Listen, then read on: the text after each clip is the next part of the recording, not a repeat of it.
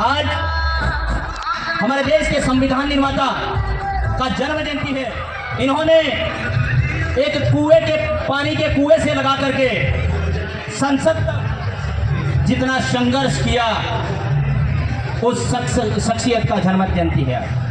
देश आजाद हुआ 78 साल हो गए, लेकिन हम आजाद नहीं हुए, ये हमें मानना पड़ेगा। भीमराव अंबेडकर जी ने कहा था कि एक घंटी सुबह में 7 बजे मंदिर में बजेगी और दूसरी घंटी स्कूल में बजेगी। आपको तय करना है कि आपको कौन सी घंटी की ओर दौड़ के जाना है। संविधान लागू हो गया देश में, बाबा साहब के विचारों का अनुसरण कर लिया आपने, घंटियां स्कूलों में भी बज गई, मंदिर में भी बज गई, हम स्कूल भी जाने लगे, पढ़ने भी लगे, लेकिन आज भी हमारे दिमाग में जो मंदिर की घंटी है वो टनाटन बज रही है। ये सबसे बड़ा चुनौती का विषय है।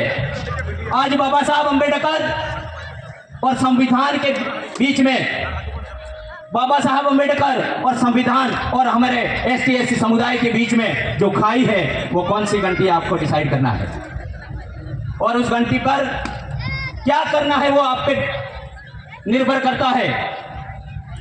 आज हम किसी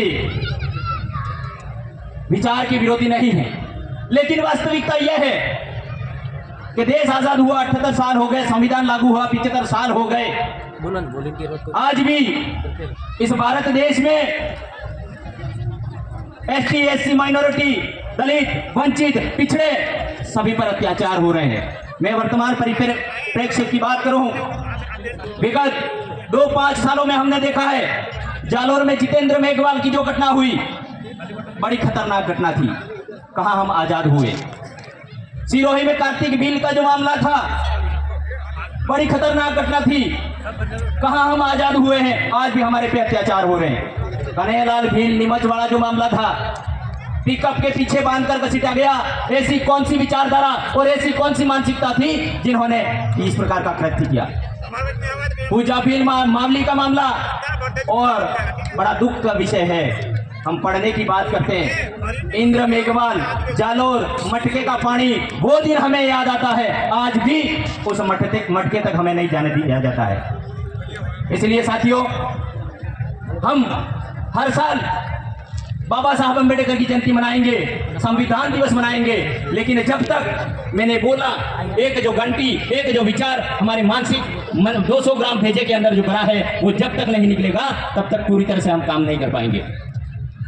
इसलिए आज एक दूसरा मामला बता दूं, अनुच्छेद 17 जो है संविधान में, वो एससी के लिए सम्मान और समानता का अधिकार देता है। इसके बाद 46, 330 अनुच्छेद, 335, ये सारे के सारे जो है अनुच्छेद जो है वो एससी के हक के लिए है। हम पढ़ते हैं, बड़ा दुख का विषय है। देश आजाद हुआ 78 साल हो गए, लेकिन किताबों में हमें संविधान नहीं पढ़ाया गया, संविधान की जो प्रस्तावना इसको नहीं पढ़ाया गया। इसलिए साथियों, जागने की जरूरत है, संगठित होने की जरूरत है। हम कैसे संगठित होंगे? 30 जनवरी 1990 को एसटी एससी एक्ट जो हमारे सुरक्षा के लिए लागू किया गया था, आज पूरे देश में इस एसटी एससी एक्ट का विरोध होता है। हम सोए हुए हैं, मस्ती से सोए हुए हैं। जब हमें अलग अलग रूपों में, अलग अलग तबकों में मारा जाता है, हम कोई भी बोलने के लिए तैयार नहीं है। इसलिए ये समय आ गया है आज कि हमें पूरे भारत देश के एसटी एससी, ओबीसी और माइनॉरिटी और जितने भी दलित वंचित हैं, इनको एक होने की जरूरत है। साथ ही मैं बता दूं, समय कम है, लेकिन हम एक कैसे होंगे? हमने तोड़ निकाला है इस क्षेत्र में। एक होने का तरीका है, जो तरीका हमारे हाथ में नहीं है, लेकिन हमें हाथ में लेना पड़ेगा, और ये काम हमने किया है। हमारा समाज कहीं न कहीं पिछड़ा है। उसका रीजन है कि नेतृत्व और निर्णय और सिलेक्शन करने का जो पावर है, हमारे समाज के पास नहीं था। विगत वर्षों में ये पावर इस क्षेत्र में हमने हमारे हाथों में लिया और काफी कुछ बदल दिया है। इसलिए इस क्षेत्र में रहने वाले एसटी, एससी, ओबीसी, माइनॉरिटी और जितने भी दलित तबके के भाई हैं, वो आज से प्रण ले लो कि नेतृत्व करना हम सीख लेंगे, निर्णय करना सीख लेंगे और सिलेक्शन करना हम सीख लेंगे। यदि हम परिवर्तन चाहते हैं तो संगठित होना जरूरी है। नहीं हुए, देश में हालात बड़े खतरनाक हैं। हम पढ़ते हैं, देखते हैं, हमारे बिरसा मुंडा की मूर्ति को खंडित किया जाता है, भीमराव अंबेडकर जी की मूर्ति को खंडित किया जाता है, संविधान की प्रति को जलाया जाता है। यह हमारे लिए दुख का विषय है।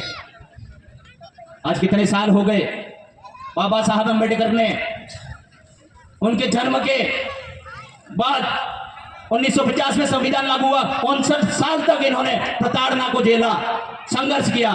इस संघर्ष को हमें कभी नहीं भूलना चाहिए। इन्हीं शब्दों के साथ आने वाले समय में पुनः हम अगले साल बड़ी संख्या के साथ इस जन्म जयंती को ऐतिहासिक बनाएंगे। आपने मेरे वक्तव्य को सुना, इसके लिए आप सभी को धन्यवाद। जय जोहार, जय भीम, जय आदिवासी, जय भील प्रदेश।